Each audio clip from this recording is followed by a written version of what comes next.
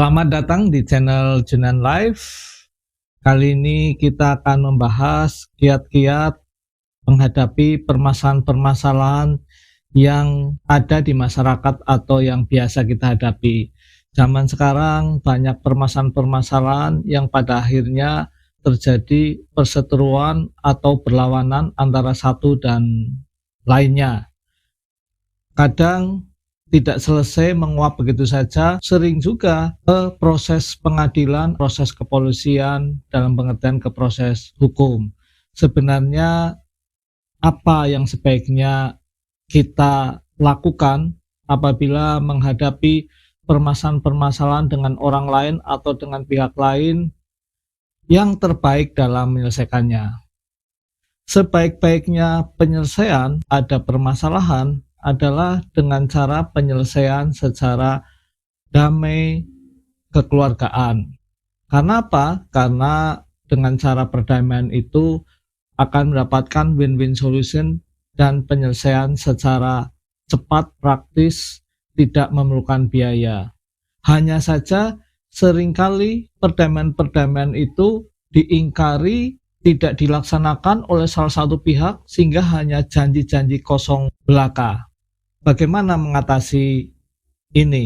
Dalam mengatasi ini adalah memang betul kita mengadakan perdamaian jika ada satu dan lain orang berhadapan, salah satunya tidak melaksanakan kewajibannya, misalnya hutang piutang atau tipu muslihat, kebohongan-kebohongan, mengatakan membeli sesuatu tetapi dia tidak bayar.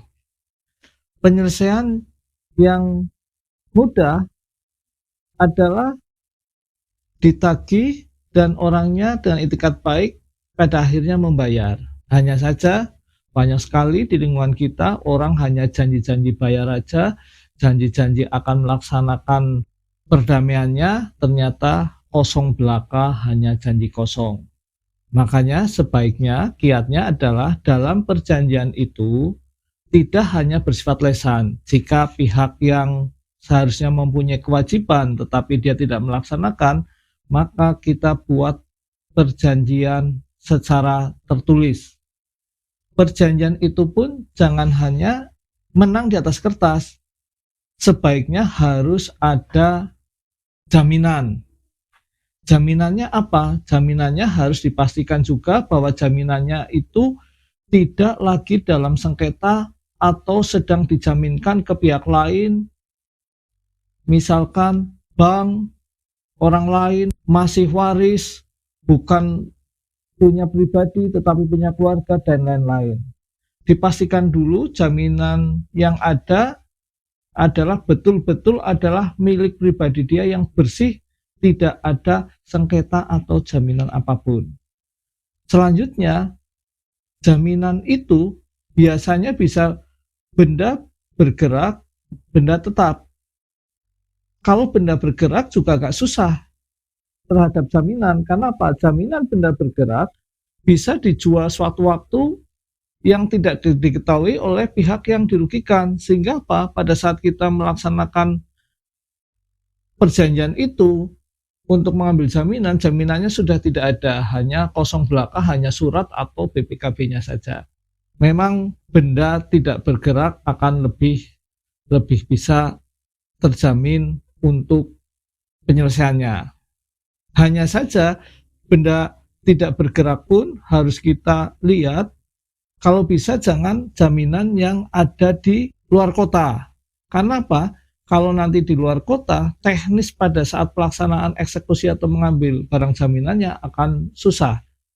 Sebaiknya barang jaminan benda tidak bergerak itu ada di dalam kota, memang sudah betul-betul sah hukum kepunyaan pribadi daripada yang mempunyai kewajiban, dan dicek dulu bukti-buktinya, termasuk dalam perjanjian itu biar tidak ditolak, atau bisa juga kalau terpaksa sekali perjanjian itu tidak dilaksanakan, kita laksanakan, berarti kita minta perjanjian itu dilaksanakan dengan cara ke pengadilan, betul-betul bisa dilaksanakan eksekusinya dengan cara apa?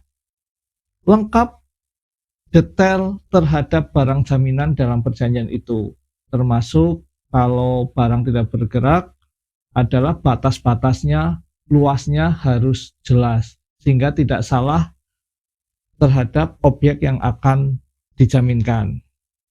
Perjanjian tertulis ini juga penting disiapkan, juga ada materai dan saksi-saksi dua, sehingga kalau memang perdamaian ini adalah jalan terbaik tetapi tidak dilaksanakan, baru menjadi obat paling terakhir adalah dengan cara maju ke pengadilan. Maju ke pengadilan, mengajukan gugatan dengan dasar apa? Dasar pihak yang sudah prestasi dia laksanakan kewajibannya, atau kalaupun tidak dia harus menyerahkan jaminannya. Itu bisa dilaksanakan di pengadilan adalah sebagai jalan terakhir.